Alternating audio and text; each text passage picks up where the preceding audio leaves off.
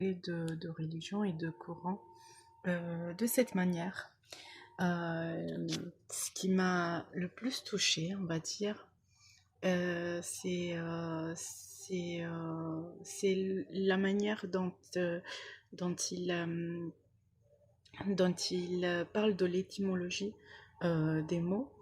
Et étonnamment, on retrouve que certains mots, eh ben, ils ont une étymologie beaucoup plus profonde que la traduction française du Coran. Je suis en train d'apprendre l'arabe littéraire, mais ce n'est pas encore acquis. Et pour le coup, enfin voilà, je suis en train d'apprendre.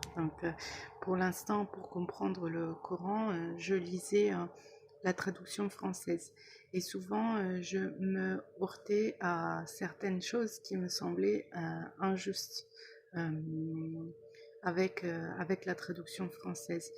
Euh, Récemment, enfin, j'ai eu quelqu'un qui m'a dit que la traduction anglaise était plus intéressante, plus proche, et je me suis retrouvée en lisant la traduction anglaise avec certains versets qui me semblaient injustes, en train d'être cassés.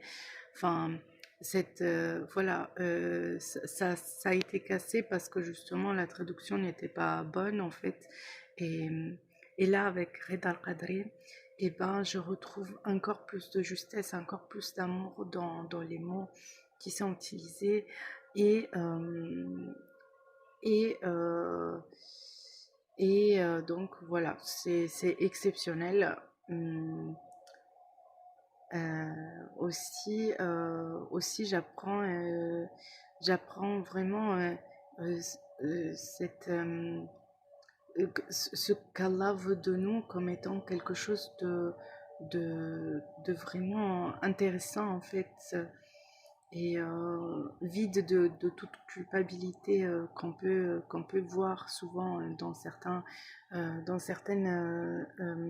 traductions ou dans certaines interprétations du Coran, et voilà, ou de la religion en général, certains discours qui t'amènent à être dans la culpabilisation, à être dans la contrainte, à être euh, dans, euh, dans la peur, alors que avec l'interprétation de Reda Qadri, eh ben, on est complètement vidé de toutes ces dimensions-là qui me semblent être loin